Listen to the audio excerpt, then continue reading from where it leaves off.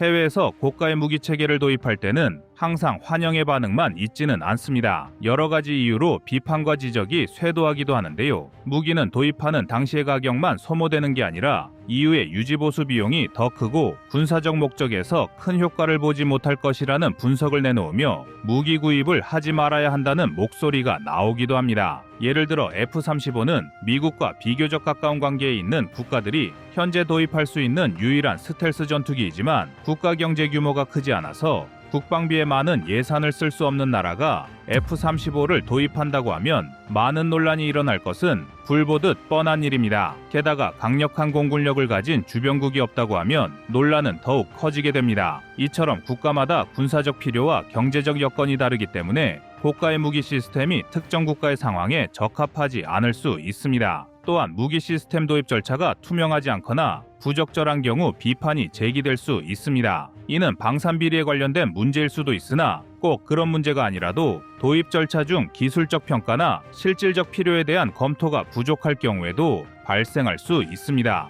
대한민국에도 이런 논란의 중심에 있는 해외 무기 체계가 있으니 바로 해상 요격 미사일 SM-3입니다. 한국은 이미 SM-3를 도입하기로 결정을 한 상태인데도 도입을 하지 말아야 한다고 주장하는 군사 전문가들이 적지 않습니다. 반면 우리 해군은 오래전부터 SM-3 도입을 요구해왔고 대한민국 미사일 방어 체계에 SM-3가 반드시 필요하다는 입장인데요. 그래서 준비했습니다. 오늘은 SM-3를 둘러싼 논란과 그 이유에 대해 알아보겠습니다. 여러분, 광고 아닙니다. 꺼리튜브에서 구독자 이벤트를 진행합니다. 꺼리튜브의 구독자이면서 저의 영상 댓글창에 좋아요와 아무 댓글만 달아주시면 7월 한 달간 총 150분을 추첨해 인터넷 최저가 기준 약 7만원 상당의 홍삼정을 무료로 드리겠습니다. 구독자분들의 많은 참여 부탁드립니다. 당첨 결과는 8월 5일 커뮤니티를 통해 공지해드리겠습니다.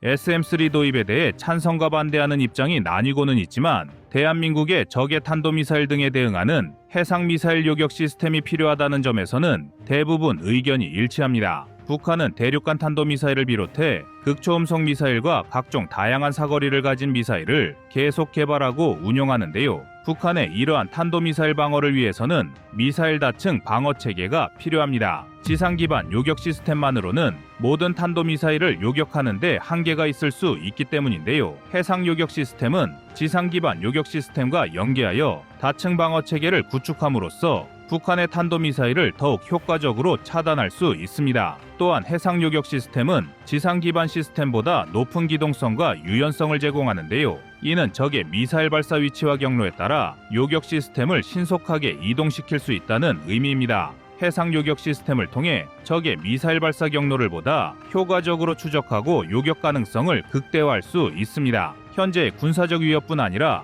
미래의 군사적 위협에 대비하는 측면에서도 해상 미사일 요격 시스템은 필요합니다. 북한뿐 아니라 중국도 대한민국에게는 잠재적 적국이라 할 수 있는데요. 중국의 위협에 대비하기 위해서는 해상 요격 시스템과 같은 첨단 방어 시스템이 필요하며 이러한 시스템은 한국의 방어력을 한층 강화하고 미래 다양한 위협에 대비하는 데 중요한 역할을 합니다. 이러한 필요성에 의해 대한민국에서는 오래전부터 SM-3 도입에 대한 논의가 있어 왔고 지난 4월 26일에 제161회 방위사업추진위원회를 열어 차세대 이지스 구축함인 정조대왕함급에 탑재할 해상탄도탄 요격 유도탄을 국외 구매로 확보하기 위한 사업추진기본전략안을 심의 의결했습니다. 미국의 RTX가 개발한 함대공 미사일인 SM-3를 미 정부의 보증 방식으로 구매하는 방식인데요. 방위사업청은 이 사업을 통해 해상에서 발사하는 탄도탄 요격 유도탄을 확보함으로써 북한의 탄도미사일 위협에 중간 단계에서 실효적으로 대응할 수 있을 것으로 기대하고 있습니다. 사업 기간은 2030년까지이며 총 8,039억 원의 사업비가 투입될 예정입니다. SM-3 한 발당 가격은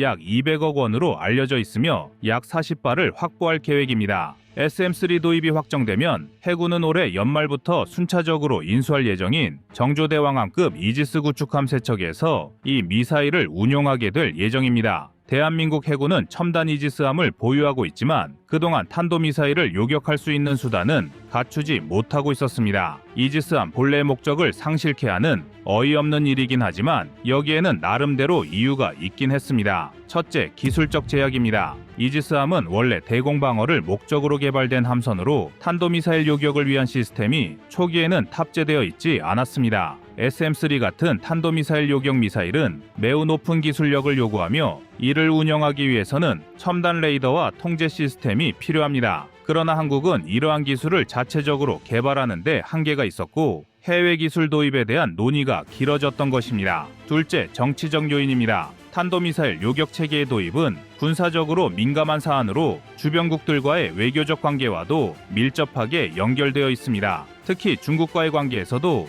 민감한 이슈로 작용할 수 있어 도입 결정이 쉽지 않았습니다. 그렇다면 SM-3의 성능이 어느 정도길래 이렇게 지난한 과정을 거쳐야 했는지 의문이 들 만도 한데요.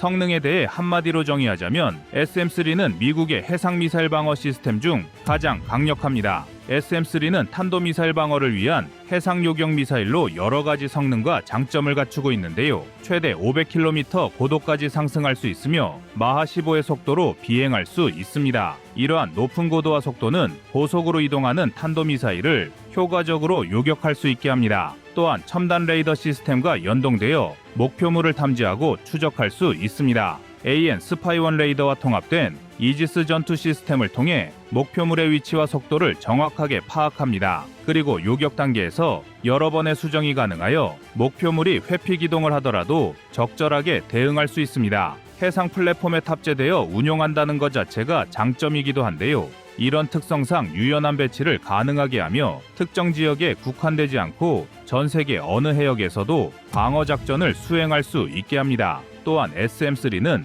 여러 차례 실전 시험과 훈련을 통해 높은 신뢰성을 입증했기 때문에 실제 작전 상황에서도 높은 요격 성공률을 기대할 수 있습니다. 대한민국에서는 2013년에 처음으로 SM-3 도입의 필요성이 제기되었고 그 배경에는 북한이 탄도미사일을 고각으로 발사할 경우 이를 요격할 수단이 부족하다는 점이 있었습니다. 일반적으로 탄도미사일은 30에서 45도의 정상 각도로 발사되어야 가장 멀리 날아가지만 북한은 이를 넘는 고각으로 미사일을 발사하여 높은 고도와 빠른 낙하 속도로 방어 체계를 무력화하려고 했습니다. 그리고 2014년 3월 26일 북한은 준중거리 탄도미사일인 노동미사일 2발을 고각으로 발사했는데요. 이는 1300km를 날아갈 수 있는 미사일이 650km 거리에서 고각으로 발사된 사례였습니다. 당시 북한은 핵탄두를 소형화하지 못했기 때문에 더 많은 탑재량을 지닌 노동미사일을 핵 투발 수단으로 사용할 가능성이 있었습니다.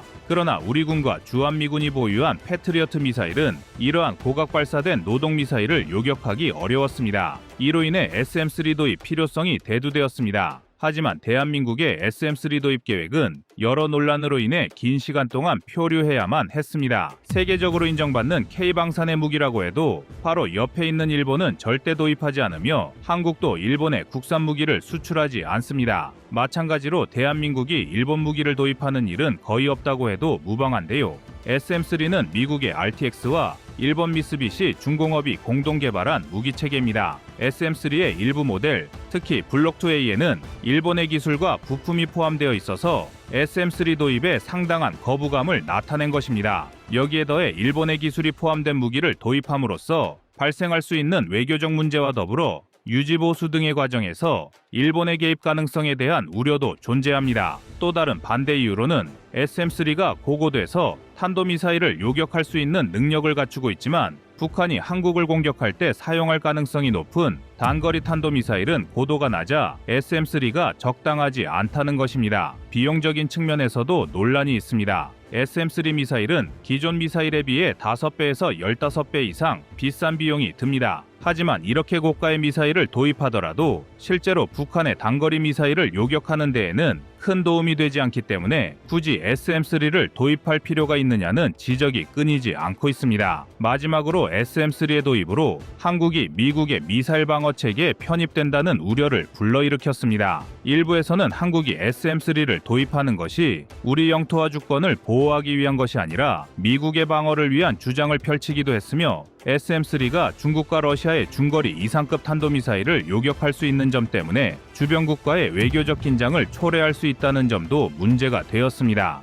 그러나 이런 논란에도 불구하고 우리 해군은 SM-3 도입이 반드시 필요하다고 주장하고 있습니다. 해군은 전문 연구기관의 여러 차례 평가를 통해 SM-3가 고각으로 발사된 북한의 노동미사일을 요격하는데 가장 효과적이라는 결론을 내렸고, 이에 따라 북한의 탄도미사일 위협에 대응하기 위해 SM-6와 함께 SM-3도 필요하다는 입장을 견지하고 있습니다. 그리고 한국이 보유하고 있는 천공2, 패트리어트, LSAM, 사드 등 다양한 고도의 미사일 방어 체계에 SM-3를 추가 도입하여 북한의 핵 및 미사일 위협에 대응하는 다층 방어 체계를 완성할 필요가 있다는 점도 내세우고 있습니다. SM-3가 상승 중간 종말 단계로 날아가는 탄도미사일을 중간 단계에서 격추하거나 최대 대기권 밖에서 요격할 수 있어 다층 방어의 핵심이 될 수 있다는 점도 해군이 SM-3 도입을 원하는 이유 중 하나입니다. 방사청에서 SM-3 도입을 결정하긴 했지만 실제 도입할 때까지 또 얼마의 시간과 어떤 과정들이 필요할지는 아직 정확히 알 수 없는데요. 현재 사업 타당성 조사를 통해 그 도입의 적절성을 검토하고 있습니다. 또한 블록 1A, 블록 1B, 블록 2A 등의 다양한 기종 중에서 어떤 것을 도입할지는 올해 5월에서 11월 사이에 결정될 예정인데요. 많은 논란과 의견 대립 속에서도 우리 군의 전력 증강에 도움이 되는 방향으로 결론이 나길 기원하겠습니다. 여러분의 구독과 좋아요가 꺼리튜브 운영에 많은 힘이 됩니다. 다음은 24년 5월 21일 함대지 탄도미사일 개발 영상입니다. 먼저 결론부터 말씀드리겠습니다. 대한민국이 전 세계에서 유례를 찾을 수 없을 도전에 나섰습니다. 단 한 발로 모든 상황을 종결시킬 비장의 무기를 개발하고 있는 것인데요. 이렇게 말씀드리면 어떤 미사일인지 감이 안 오실 텐데요. 더 쉽게 설명하자면 현재 미국을 미사일 강국으로 만든 주역이라고 할 수 있는 대표 미사일은 토마호크 미사일입니다. 그런데 지금 대한민국이 과거 미국이 만든 패러다임을 뒤바꿀 수 있을 정도의 엄청난 미사일을 개발하고 있는 것입니다. 심지어 이 미사일은 토마호크보다 위력이 상당한 탄도미사일입니다. 현재 유럽의 군사강국들을 비롯하여 대부분의 국가는 잠수함에서 지상을 향해 발사하는 방식의 탄도미사일을 사용해왔습니다. 잠수함에서 미사일을 발사하는 이유는 함대지 미사일은 함선에서 발사해야 하는 특성상 부피의 제약이 따릅니다. 이 때문에 무작정 크게 만들 수 없고 이로 인해 그 사정거리가 짧을 수밖에 없는데요. 이 때문에 적성국에 접근하기 용이한 잠수함으로 최대한 접근해 미사일을 발사해 공격하는 것입니다. 하지만 구축함과 비교하면 잠수함은 통신이 제한되고 유지보수 비용 증가와 운용 지원에서 단점을 가지고 있습니다. 또 무엇보다 가장 큰 단점은 잠수함을 보유한 나라가 그리 많지 않다는 것입니다. 그래서 우리 대한민국이 이러한 기존의 판을 뒤바꾸기 위해 두 팔을 걷어붙이고 나섰습니다. 구축함이 가진 빠른 기동성과 대응 속도, 통합 전투 시스템과의 연동을 활용해 해상에서 적의 주요 기지를 손쉽게 날려버릴 함대지 탄도미사일을 개발하고 있는 것인데요. 우월한 성능을 갖춘 정조대왕급 구축함을 보유한 대한민국이 새로운 함대지 미사일까지 보유하게 되면 해상전력의 새로운 패러다임을 제시하게 될 것이란 기대를 받고 있습니다. 그동안 우리 대한민국은 적성국들의 미사일 도발을 보고도 분을 사길 수밖에 없었는데요. 우리도 장거리 미사일을 보유하고 있긴 했지만 대부분의 미사일 시스템이 지상에 구축되어 있어서 적의 감시망을 피해 확실한 타격을 날릴 수단이 부족했기 때문입니다. 지상에 구축된 미사일 시스템은 언제든 적이 아군의 위치를 찾아서 반격하면 우리도 구축한 미사일 시스템을 잃을 수 있다는 우려가 많았습니다. 그래서 어쩔 수 없이 적의 미사일 도발을 그저 바라만 보고 있어야 했던 것입니다. 그러나 이제 이러한 걱정은 필요 없게 되었습니다. 새롭게 개발할 함대지 탄도미사일의 도입이 완료되면 바다에서 유유히 움직이며 적의 주요 군기지와 지휘시설을 언제든 타격할 수 있는 체계가 갖춰지기 때문입니다. 이제 적성국에서 각종 군사도발을 감행할 경우 적의 감시망으로부터 아군의 위치를 이동시키면서 미사일을 발사할 수 있는 전략적 이점을 갖추게 될 날이 머지않았는데요. 그래서 준비했습니다. 오늘은 대한민국이 세계 최초로 개발하게 될 함대지 탄도미사일과 이를 통해 구축될 대한민국의 새로운 해군 전력 강화에 대해 알려드리겠습니다. 지금 보시는 영상이 마음에 드셨다면 지인들의 카톡으로 공유해주세요. 여러분의 구독과 좋아요는 꺼리튜브 영상 제작에 많은 힘이 됩니다. 1991년에 걸프전에서 투입된 토마호크 순항미사일은 현대전에서 순항미사일이 얼마나 효과적인 공격수단이 될 수 있는지를 보여주는 사례였습니다. 토마호크 미사일은 이라크의 공군기지와 지휘통제센터, 방공시설 등을 정밀 타격하는 데 동원되어 적의 주요 군사인프라를 파괴하며 전쟁의 양상을 크게 바꿨는데요. 하지만 이러한 순항미사일도 시대의 흐름에 따라 방공 시스템이 발전하면서 치명적인 약점이 드러나게 됩니다. 그것은 낮은 고도로 비행하기 때문에 현대의 고성능 방공 레이더를 피할 수는 없으며 여기에 느린 속도로 인해 방공 시스템에 의한 요격에도 취약한 단점을 가지고 있다는 것입니다. 우리 대한민국에서도 토마호크와 비슷한 수준의 성능을 자랑하는 현무3를 운용하고 있지만 이것만으로 적성국의 방공망을 제압하기엔 부족한 점이 많았습니다. 북한은 한국전쟁 당시 미국의 공군력의 제공권을 완전히 빼앗긴 경험과 공군력이 취약한 특성 탓에 방공망 구축에 심혈을 기울였습니다. 심지어 지금은 미국 CIA에서조차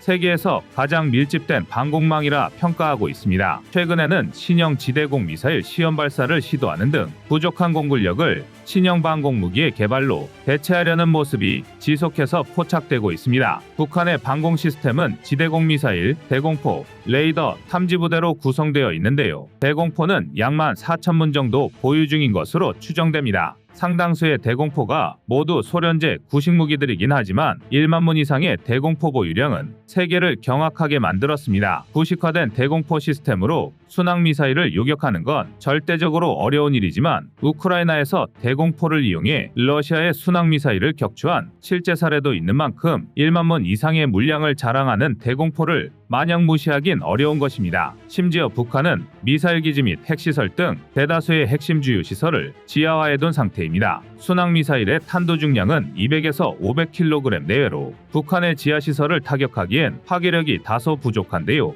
현재 발발 중인 이스라엘 하마스 전쟁에서도 하마스가 만든 지하시설을 이스라엘의 순항미사일이나 지상군 포격으로는 파괴할 수 없었던 걸로 비추어 봤을 때 순항미사일만으로는 북한의 지휘시설을 무너뜨리기엔 역부족입니다. 이에 따라 우리 대한민국에선 훨씬 더 강력한 탄도미사일을 보강하여 적성국의 주요 시설을 타격할 수 있는 역량이 반드시 필요한데요. 하지만 대한민국 영토에서 탄도미사일을 운용하는 부대를 위한 공간 마련이 쉽지 않다는 점이 가장 큰 난관이었습니다. 이 때문에 현재 순항미사일의 단점과 탄도미사일 수요 증가에 따른 효율적 운용을 위해 우리 군이 정조대왕급 이지스함에 함대지 탄도미사일을 탑재하는 계획을 수립하게 된 겁니다. 정조대왕급 이지스 구축함은 2024년에 해군에 인도될 예정인 구축함으로 세종대왕급 구축함에 비해 규모가 확장되면서 대잠 방어 능력과 공격 능력을 획기적으로 보강했습니다. 이번에 장착된 통합 소나체계는 기존의 고주파 기반의 소나체계에 비해 탐지거리를 획기적으로 증가시켰습니다. 또 기존의 가스터빈 엔진네대에 전기 추진체계 엔진 2대를 추가로 탑재해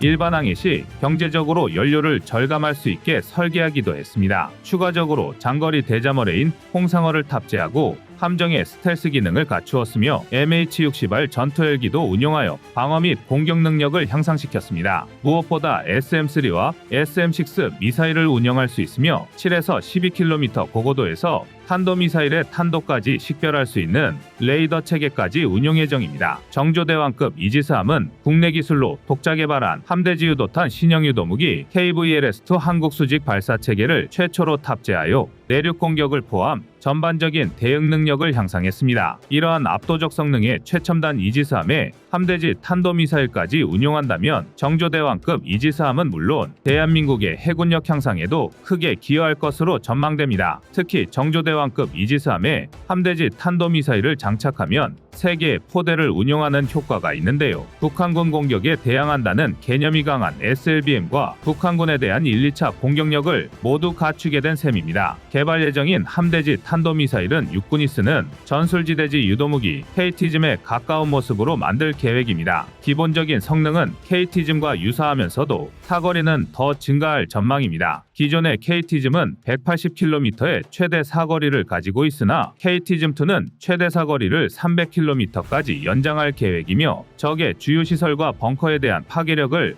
한 차원 더 높이기 위해 열압력탄을 사용할 예정입니다. 심지어 더 위력적인 파괴력의 KT즘-3도 개발 예정이라고 합니다. KT즘의 관통력은 이미 검증이 된 상태이고 사거리를 연장하는 기술 역시 KT즘-2를 통해 확보되어 있는 만큼 군함 함대지 탄도미사일 개발에 순풍이 불 것으로 예상됩니다. 특히 함대지 탄도미사일은 정조대왕급 이지스함은 물론 한국형 차기 구축함 KDDX에 설치된 한국형 수직 발사 체계 KVLS-2에서 쏘아 올려집니다. KVLS-2에서 발사된 미사일은 동체의 하부에 있는 부스터로 인해 일정한 고도까지 상승하게 되고 엔진이 최종적으로 점화되면 표적까지 빠르게 비행하여 목표물을 타격합니다. 다만 지나치게 빠른 속도로 날아가면 지하로 들어가기 전에 지표면과 부딪혀 폭발할 위험이 있는데요. 지하에 위치한 북한의 주요 시설을 타격하기 위해선 지표면에서 폭발이 이루어지는 것이 아니라 최대한 시설 깊숙이 파고들어 폭발해야 효과를 거둘 수 있습니다. 이를 위해 미사일의 속도는 줄여서 관통력을 극대화하는 방향으로 기술을 적용할 예정입니다. 이와 함께 정조대왕급 이지스함보다 더 많은 함대지 탄도미사일을 탑재하는 방안도 함께 거론되고 있는데요. 이른바 한국판 합동화력함입니다. 대한민국에서 구상하고 있는 합동화력함은 적의 선제 타격으로 아군의 미사일 기지가 공격을 받더라도 해상에서 반격할 수 있도록 현무투 탄도미사일을 비롯하여 다량의 미사일을 탑재한 화력함을 운용한다는 계획입니다. 이미 미국에서 아스널10 프로젝트라는 이름으로 합동화력함 개발을 시도한 적이 있었습니다. 아스널10 프로젝트는 미국 해군이 먼해역을 항해할 수 있는 능력을 갖춘 대형 선체의 대량의 내륙 공격용 미사일을 수직 발사 체계에 탑재하는 새로운 형태의 전투함을 건조하려는 계획이었습니다. 그러나 2020년대 들어 국제 정세가 변화되고